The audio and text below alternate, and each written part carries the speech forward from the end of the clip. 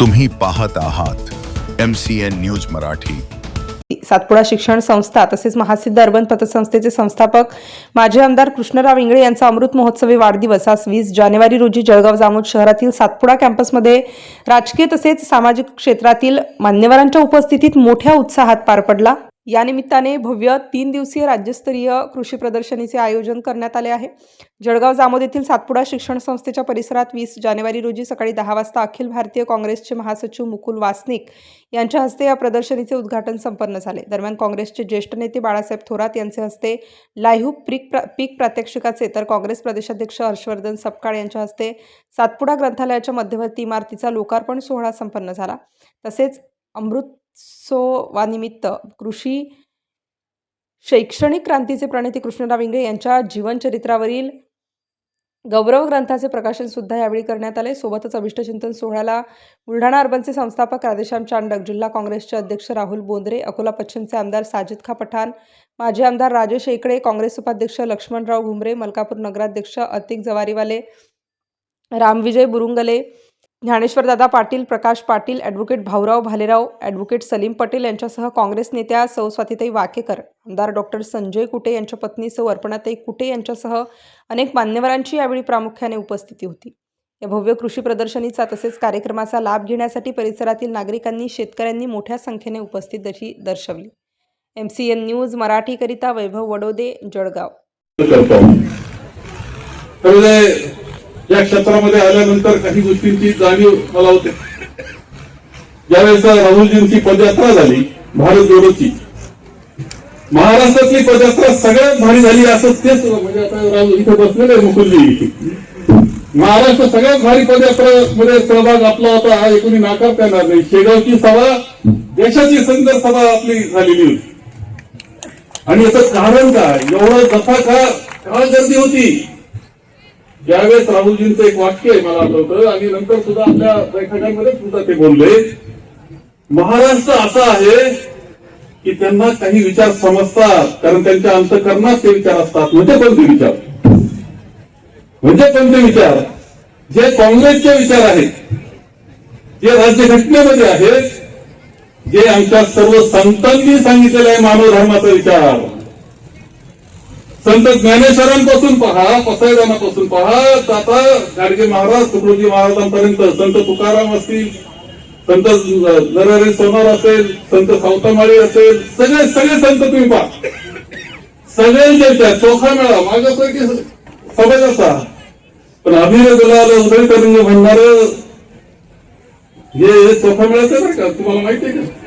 माहित नाही, जातो आपण, ऐकतो आवडीना, पण चोखा मेळा त्याला कधी पांडुरंगाचं दर्शन घेता आलं नाही, पांडुरंगापर्यंत पोहोचून दिलं नाही, त्याला पायऱ्यांवर सुद्धा बसू दिलं नाही, त्यांना अभिर गुलाल उदय तरंग सारखे हे सगळे संत समतेचा विचार सांगणारे ते राज्यघटनेत भारतरत्न डॉक्टर बाबासाहेबांनी आणलं आणि तो विचार जो आहे तो मग शाहू फुले आंबेडकर आपण म्हणतो, तो विचार आपल्या अंतःकरणात आहे, सगळ्यांमध्ये रुजलेला आहे आणि म्हणून भारत जोडो मध्ये सगळ्यात जास्त गर्दी, सगळ्यात जास्त कार्यकर्ते उत्साहानं स्वागत झालं, कारण तो विचार आपल्या सगळ्यांना आपल्या अंतःकरणामध्ये आहे।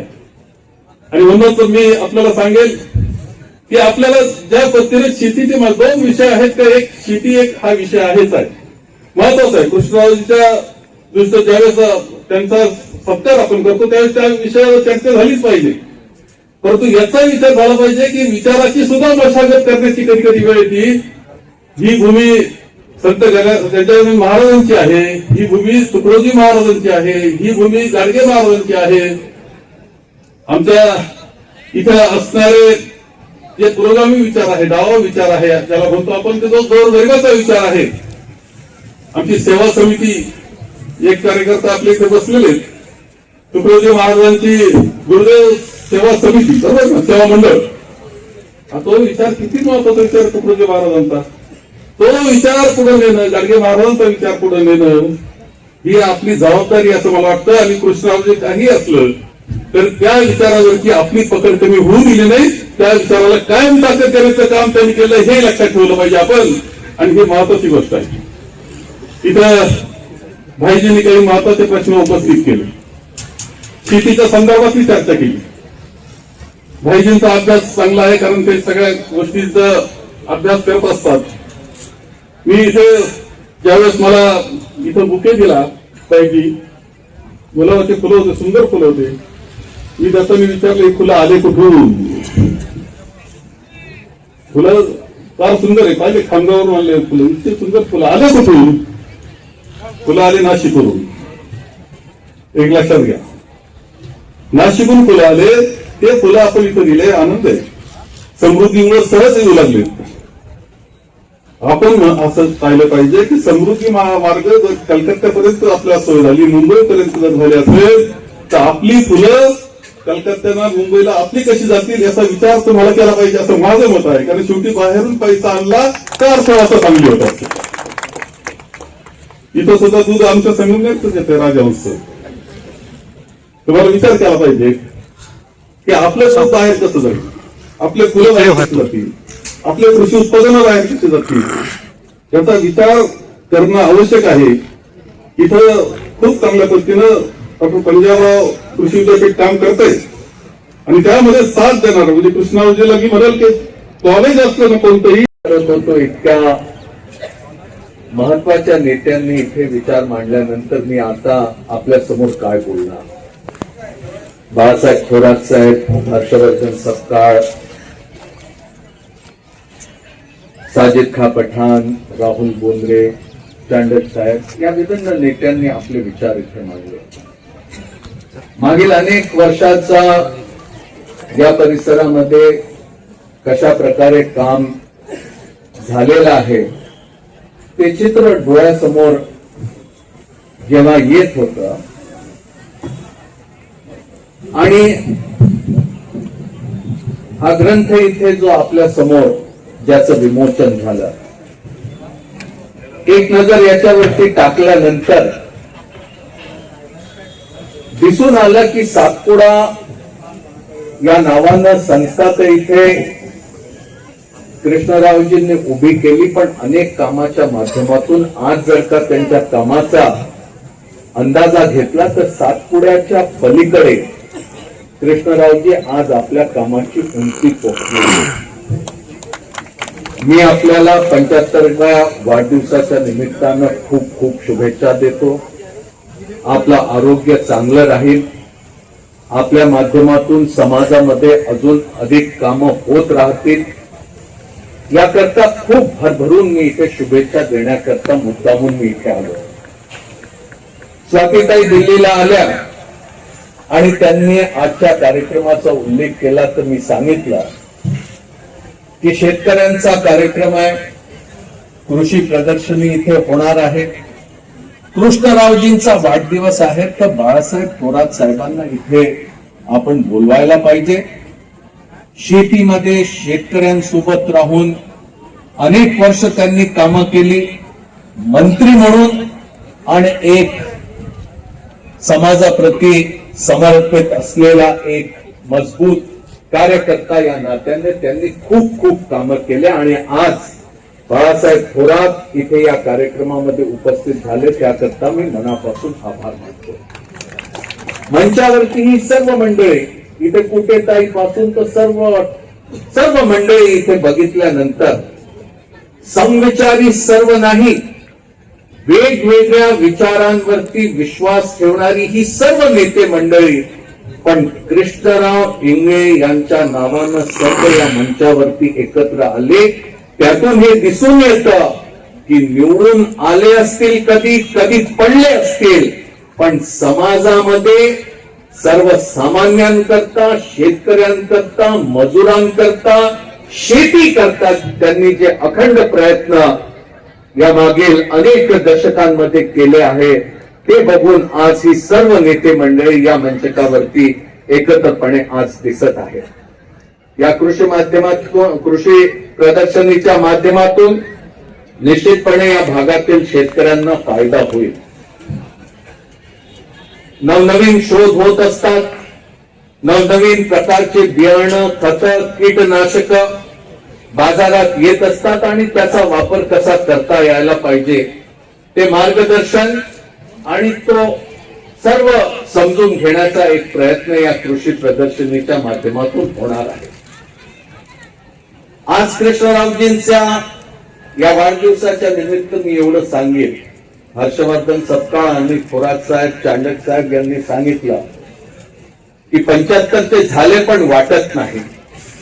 आणि मी ही आशा ठेवतो की येत्या अनेक वर्ष त्यांनी ज्या प्रकारे मागील वर्षी कामं केलं आहे ती कामं यापुढे त्यांना सुरू ठेवावी लागतील. शेवटी या परिसरामध्ये ग्रामीण भागात राहणाऱ्या लोकांना न्याय देण्याच्या दृष्टिकोनातून आपण काय करू शकतो. आज विदर्भात, महाराष्ट्रात नव्हे तर देशातील अनेक राज्यामध्ये शेतकऱ्याची आत्महत्या आजही होत आहे. ही दुर्दैवी बाब नाकारता येणार नाही. अनेक शेतकऱ्यांची आंदोलनं वेळोवेळी होत राहिली. दिल्लीच्या काठी तिथे शेतकरी 3 वर्ष 4 वर्ष अगोदर एकत्र आले होते. अनेक महिने त्यांचं आंदोलन तिथे सुरू होतं. 750 शेतकरी त्या आंदोलनामध्ये मरण पावले. ही वस्तुस्थिती काही नाकारता येत नाही. 33 कोटी देशाच्या अन्नधान्य आपण पुरवू शकत नव्हतो. ही परिस्थिती होती. पण हरित क्रांतीच्या माध्यमातून इंदिराजी, लाल बहादूर शास्त्री आणि विविध नेत्यांनी त्याला पुढे आणलं आणि आज परिस्थिती बदललेली आहे. सरकार आणि शासनाबरोबर शेतकऱ्यांनी जे परिश्रम केले ते देखील आपण विसरू शकत नाही. आज शेतमालाला आपण निर्यात करत आहोत. ही परिस्थिती आहे. शेतकऱ्यांनी एवढं कष्ट घेतले पण शेतकऱ्याच्या मालाला भाव मिळतो का? आम्ही राजकारणामध्ये निवडणुकीच्या माध्यमातून शेतकऱ्यांसमोर येतो, आम्ही येतो, आमचे विरोधक येतात. शेतकऱ्यांना अनेक आश्वासनं आम्ही देतो पण आमची आश्वासनं पूर्ण होतात की होत नाही याचा विचार देखील आजच्या निमित्तानं करावा लागेल.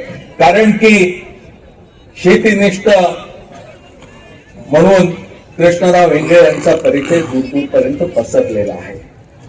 M.A. स्वामीनाथन यांना 2 वर्ष अगोदर केंद्र शासनानं भारतरत्न दिलं. पण M.A. स्वामीनाथांना कशा प्रकारे शेतमालाला भाव मिळायला पाहिजे याच्याकरता जो फॉर्म्युला दिला त्या फॉर्म्युलावरती अद्याप केंद्र शासन काही शेतमालाला भाव देत नाही.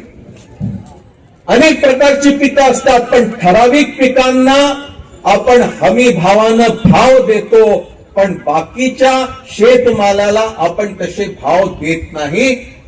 शेतीवरती काम करणाऱ्या कुटुंबातील सदस्यांना त्यांनी केलेले परिश्रम आपण शेतमालाचा भाव ठरवत असताना त्याला आपण मोजत नाही. ती मजुरी आणि ते परिश्रम सर्व फुकटात आहे असा समज केंद्र शासनाला होतो. आणि जे कर्ज शेती करता आपण घेतो त्यावरती लागलेला व्याज याला देखील शेतमालाचा भाव ठरवत असताना आपण त्याला काही कधी मोजत नाही. ही वस्तुस्थिती आहे. आणि म्हणून कृष्णरावजी, आपण आणि आपले सर्व सहकारी आपण मोठमोठ्या संस्था उभ्या केल्या, चांगल्या संस्था उभ्या केल्या. पण आता पुढच्या काळामध्ये शेतमालाला चांगला भाव कसा मिळू शकतो? नुसती महाविद्यालय उघडून, इमारती उभ्या करून, शिक्षणाचा प्रसार करून चालणार नाही. तर जो आमचा हक्क आहे, आमचा अधिकार आहे, त्या अधिकाराकरता देखील आता आपल्याला पुढे सरसावं लागेल. ही देखील आजच्या प्रसंगी मी आपल्याला विनंती करू इच्छितो. आणि कृष्णराव इंगळे जेव्हा शेतीवरती बोलतील तेव्हा त्यांच्या बोलण्याला किंमत असेल. त्यांच्या बोलण्याला कोणीही नजरअंदाज करू शकणार नाही. ही परिस्थिती आहे. आणि म्हणून मी इथे विनंती करण्याकरता आलो. राजकारणामध्ये आम्ही एक व्यक्ती, एक मत, एक मूल्य हे सिद्धांत आम्ही स्वीकारलाय. पण समाजकारणामध्ये आणि आर्थिक क्षेत्रामध्ये समानता नाही. ही वस्तुस्थिती आहे. आज 10% लोकांकडे जे श्रीमंत आहे त्या 10% लोकांकडे 75-80% या देशाची संपत्ती आहे. अशा प्रकारे ही परिस्थिती आहे. बाबासाहेब आंबेडकरांनी एकदा सांगितलं होतं की एवढ्या कष्टानं आपण जी लोकशाही देशामध्ये निर्माण करत आहोत, जर का त्यासोबत समाजामध्ये आणि आर्थिक क्षेत्रामध्ये आपण समानता स्वीकारणार नाही तर ही लोकशाही इतक्या कष्टानं जी आपण उभं करत आहोत ती उद्ध्वस्त होईल. आणि म्हणून समाजकारणामध्ये आणि आर्थिक क्षेत्रामध्ये समानता आणण्याच्या दृष्टिकोनातून जेव्हा आम्ही शाहू फुले आंबेडकरांच्या विचारावरती समर्पित आहे असं बोलत असतो तर त्या दिशेनं देखील आपल्याला पुढे जावं लागेल. मी आपल्यासोबत कृष्णरावजी इथे आदरणीय उर्मिलाताई इंगळे देखील आहेत, त्यांचं देखील मी मनापासून इथे अभिनंदन करतो. बऱ्याच वर्षापासून घरी जायची संधी मिळाली नाही, पण जेव्हा जेव्हा गेलो तर जेवूनच त्यांच्या घरून मी परत आलो. अत्यंत स्वादिष्ट स्वयंपाक असा करण्याचा त्यांचा परिचय आहे. आज कृष्णरावजी जर का यशस्वी झाले किंवा त्यांनी चांगल्या प्रकारची कामगिरी केली तर त्यांच्या मागे उर्मिलाताई यांचा फार मोठा सिंहाचा वाटा आहे असं जर का मी म्हटलं तर ते चुकीचं होणार नाही. स्वातीताई आणि त्यांच्या दुसऱ्या बहिणीचं देखील मी मनापासून इथे अभिनंदन करतो. आणि कृष्णरावजींच्या विविध संस्थांशी जे जे सर्व संबंधित कर्मचारी, अधिकारी, सहकारी, मित्र आहेत त्या सर्वांचं देखील मी या प्रसंगी मनापासून अभिनंदन करतो आणि 2 शब्द संपवतो. धन्यवाद. श्रीकृष्णाने अर्जुनाला जेव्हा गीता सांगितली तेव्हा श्रीकृष्णाचं वय हे 125 वर्ष होतं. अर्जुन हे देखील कृष्णाच्या समवयस्कर, त्यामुळे त्या गणिताने 120 वर्षाचे अर्जुन होते. आता महाभारतातल्या अध्यात्मातले श्रीकृष्ण जर 125 वर्ष जगले असतील तर भाईजी 100च्या शुभेच्छा देऊन चालणार नाही. आणि आम्ही आपल्यापेक्षा लहान असल्यामुळे या सर्व कार्यक्रमाला याची देही याची धोळा आम्हाला बघायचा अवसर मिळणारच आहे असतो. आणि ही आपली असणारी ही परंपरा, आणि त्या परंपरेत शासकीय नोकरीत जर असला तर 58 वर्षी रिटायर्ड हो, 61व्या वर्षी 61 करून टाकली, त्याच्याची कधी तुला केली, त्याने राम झाले का, 12 ज्योतिर्लिंग झाले का, आणि त्यानंतर बाहेर वरांड्यात गॅलरीत सप्रात आपला म्हातारा आणि म्हातारी 2 टाइम जेवायपुरते. हे गणित कुठेतरी आपल्याला सगळ्यांना पुनर्विचार करण्याच्या अनुषंगाने सर्वच की सकाळच्या आहारात कुठे आपण कमी पडलोय का, सात्विक आहारात कुठे कमी पडलोय का, विज्ञानाची कास आपण ठरलेली आहे. भारताला स्वातंत्र्य मिळालं तेव्हा सरासरी आयुष्यमान फक्त 29 होतं, हेही खरं आहे. आणि श्रीकृष्ण 125 वर्षाच्या वर जगले, हेही खरं आहे. आणि या सगळ्यांमध्ये जी झालेली क्रांती आहे, जी वैज्ञानिक क्रांती असतील, राज्यकर्त्यांनी, द्रष्टा लोकांनी जी क्रांती केली असेल, scientific temperament of the nation वाढवण्याचा प्रयत्न केला असेल, स्वातंत्र्य मिळाल्या विद्यापीठ काढण्याचं काम केलं असेल, स्वातंत्र्य मिळाल्या साक्षर करण्याचं काम केलं असेल, आणि त्यामुळे आज आपण एक मोठा टप्पा जरूर गाठलाय. आणि हा टप्पा गाठल्यानंतर जर आजचं कुठलं जर वातावरण आपण बघितलं तर माणसाला शहाणं करण्यापेक्षा माणसाला गाढव करण्याचं प्रशिक्षण मोठ्या प्रमाणात कुठेतरी सुरू आहे. आज कृष्णराव भाऊ हे 75वा टप्पा गाठला, हा आपला वाडवडिलांचा अध्यात्माचा ठेवा म्हणून याच्या पुढेही ते गेले पाहिजे हे खरं आहे. मात्र जर स्वातंत्र्योत्तर काळामध्ये आपण विज्ञानाची कास धरली नसती, आपण विवेकाची कास जर धरली नसती तर आज 75 पण आपल्या समाजामध्ये आपल्याला साजऱ्या करता आल्या नसत्या. त्यामुळे तेव्हाच्या काळात 61 आणि 75 त्याला सहस्त्र चंद्रदर्शन नावाचा आपण एक थोडा शब्द कुठेतरी वापरला जातो, आपल्या बहुजन समाजात तो वापरला जात नाही. आणि हे बघणारा माणूस हा दुर्मिळ. अशा प्रकारच्या टप्प्यातून आज त्यांच्या शुभेच्छा देत असताना ही झालेली क्रांती, हा झालेला विकास, हा देखील मला या ठिकाणी अधोरेखित करावासा वाटतो. तर दंडावर असणारं देवीच्या वराचं इंजेक्शन असेल किंवा आता आधुनिक जे तंत्रज्ञानाच्या किंवा आधुनिक विज्ञानाच्या माध्यमातून बाळाला हॅपॅटायटिस बी पासून ज्या सगळ्या लसी असतील तो लसीकरण आहे. आपल्या देश जो आहे अन्नधान्याच्या बाबतीत स्वयंनिर्भर नव्हता, तिथे आपण झालो. बाजारातून आता जेव्हा भाज्या येतात किंवा किराणा दुकानातून थैल्या येतात तेव्हा त्यातले वाढलेले जेवढे ऍटम आहेत त्या ऍटमच्या अनुषंगाने आपलं प्रोटीन वाढलेलं असेल, हा सगळा जो बदल आहे हा भटनानी किंवा हा कोणत्या नवसाला कोणता देव पावला म्हणून हा झालेला नाही. ज्यासाठी असणारे जे प्रयत्न आहे त्या प्रयत्नांनाही आज या ठिकाणी अधोरेखित करावं असं वाटतं. आणि या सर्व प्रयत्नांची पराकाष्ठा सातपुडा शिक्षण संस्थेच्या माध्यमातून झालेली आहे. अर्थकारण विकसित करण्याच्या अनुषंगानं ती झटकन लक्षात येते. मात्र त्याच्या पलीकडे दरम्यानच्या मधल्या काळात येता जाता मी तेव्हा गावचे माणूस गाव स्वच्छता अभियानाच्या निमित्तानं कुठे आता इथंच रेकॉर्ड काढायचं की काय अशा परिस्थितीत असताना कधी येता जाता कृष्णराव भाऊ ते सीताफळाच्या बगीच्यात ते दिसायचे. कधी सीताफळ विकणाऱ्या ठिकाणी दिसायचे. कुठे म्हणायचे की इथेच खान इथेच बिया टाक असा सीताफळ खाण्याचा आग्रह करताना दिसायचे. मात्र ते सीताफळ जे होतं त्यातून त्याच्यासाठी अनेक प्रकार प्रयत्न आहेत.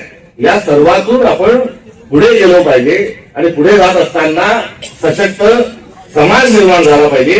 त्याला सकस आहार मिळाला पाहिजे. अर्थशास्त्रीय दृष्टिकोनातून पुढे गेला पाहिजे. या सर्व विचाराच्या अनुषंगानं कृष्णरावांनी केलेलं दिलेलं जे योगदान आहे हे अद्वितीय आहे. मला वास्तविक साहेबांनी जिल्हा परिषदेचा अध्यक्ष केल्यानंतर सर्वात जास्त कोणत्या भागातल्या समाजमनाची मला एकरूप होता आलं असेल तर तो या ठिकाणचा आहे. आणि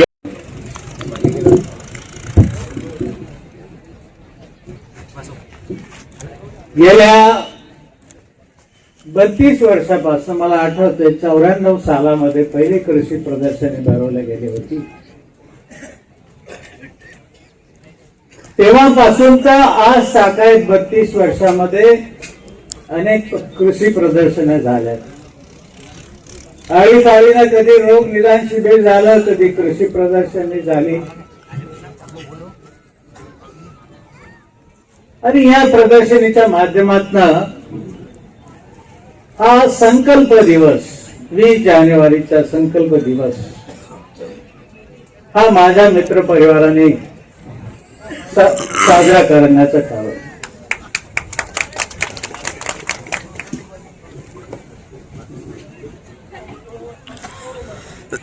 जवळपास 250 कर्मचारी सातपुडा शिक्षण संस्थेचे मासिक दरबंचे 50 कर्मचारी 300 कर्मचारी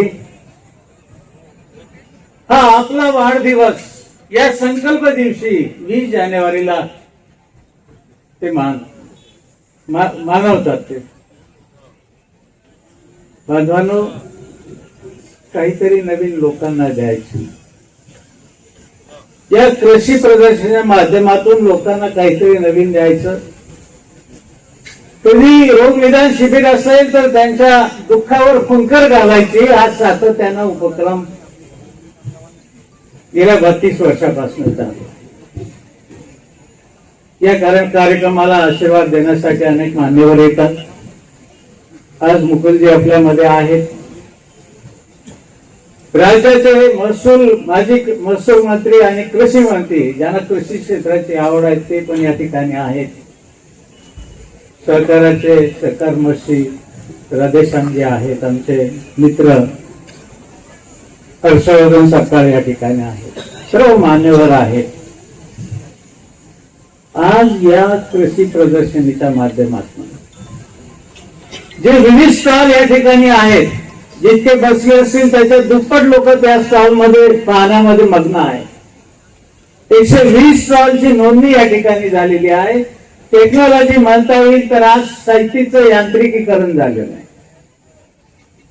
नवीन नवीन मशिनरी या ठिकाणी आलेली आहे. फार सोलार पासून तर टिश्यू कल्चर ही टेक्नॉलॉजी आलेली आहे. हायब्रिडायझेशन झालेलं आहे. नवीन बियाण्याचं त्या ठिकाणी वेगवेगळे स्टॉल्स आहेत.